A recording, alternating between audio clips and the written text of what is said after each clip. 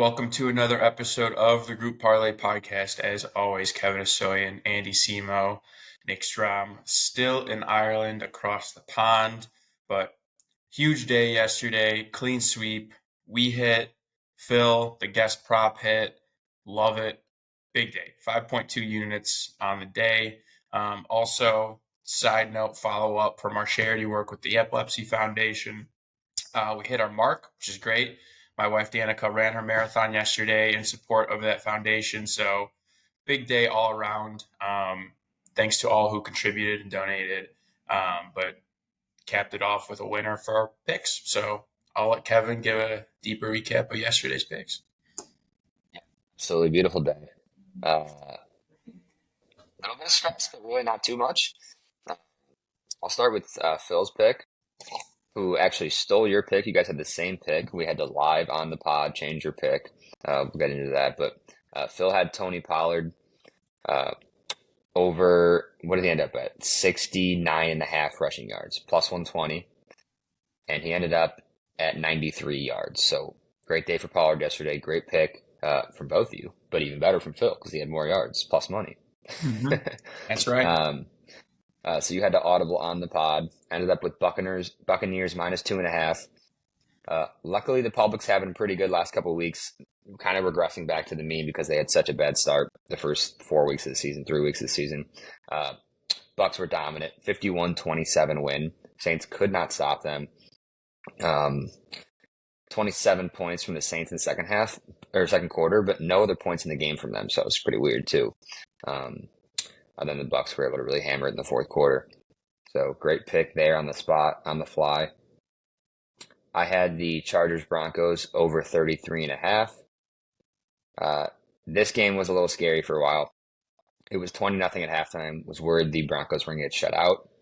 But they got some garbage time action. 16 points in the fourth quarter. Ended up at 39 points. So that did go over. And then Steelers minus 2.5 for Strami. 32-13 win there for the Steelers. Pretty dominant game from them. So that cashed the parlay there. Plus 402. And Phil was plus 120. So that's, call it close to 5.2 units and some change on the day. On the month, we're 4-8.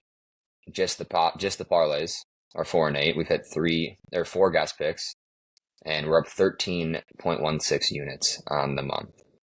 I'm 10-3. Andy 6-7. Nick 7-6. And like you said, one more hit, and we could lock in the whole month being green here, or at least even. But we want to really hammer this month. Yeah, so. No doubt. Keep the momentum up. I mean, really shout out to the guests. They're undefeated in October so far. No losses. It's just crazy. So yeah, that's been great. Yeah, that's an additional 5.5 units that we can add to it just on plus picks. So right. Shout out to Dave and Phil keeping us hot. But all right, let's get into the picks. Why don't you start, Kev? Yeah, I'm getting uncomfortable per usual. I'm taking the Jets plus 3 today. We have some weird live movement coming this morning and yesterday. The line is moving more towards the Jets and more towards a pick'em, even though the public is all over the Bills, obviously. Who would look at this game and pick the Jets? Only a sicko. Sharp money. That's who. All the big money is on the Jets. You got to follow sharp money. This live movement with this public play, you just take it. It's automatic. Jets defense is elite. Second best defense in yards given up, and I think second in passing yards specifically. They've been absolutely elite. I think we obviously have Robert Saleh got fired. For some reason, this always happens where the coach gets fired. I think the players get fired up. Riders will obviously be happy. We saw it with the Raiders with Antonio Pierce last year, going on a little run. So it's pretty wild to think the Jets could win this game, but that's just how it is, and I trust the system.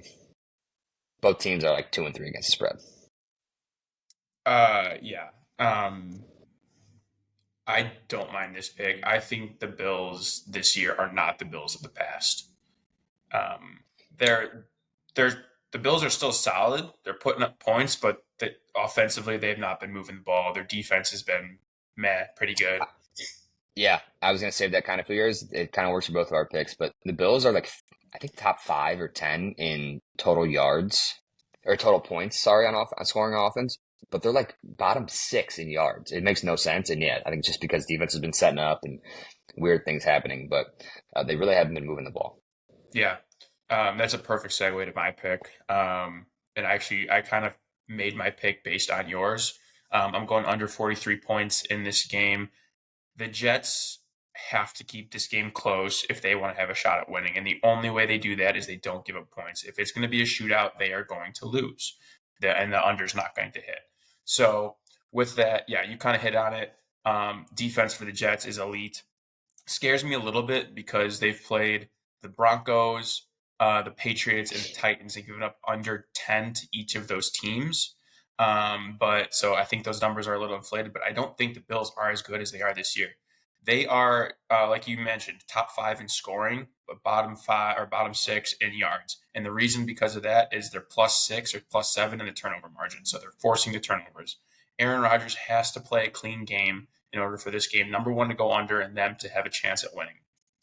Josh Allen has not been throwing the ball as well, and part of that is they just don't have receivers.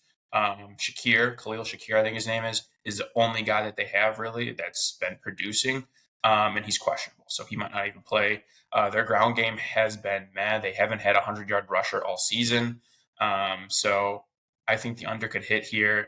Jets defense has been great. DJ Reed and Sauce Gardner against really bad wide receivers. Also against tight ends, Dalton Kincaid. They're number 3 against tight ends, the Jets defense. So I like the under here. I think it's going to be low scoring. You usually see the Bills and you think, oh, high scoring. I don't think so. 2 bad offenses is really what it is. Yeah, and the Bills defense really isn't that good stat wise. So, but the Jets offense can't be that good, so it should work out. Yeah. Yep. All right. And then for the last pick, Strom is going Garrett Wilson over 5.5 receptions. Pretty basic pick here. He had 23 targets last week, 13 catches. He's building up that rapport with Aaron Rodgers. He's really the only guy Aaron Rodgers trusts. Allen Lazard has had a ton of drops this season already. He hasn't been as reliable as the Jets thought he would have been.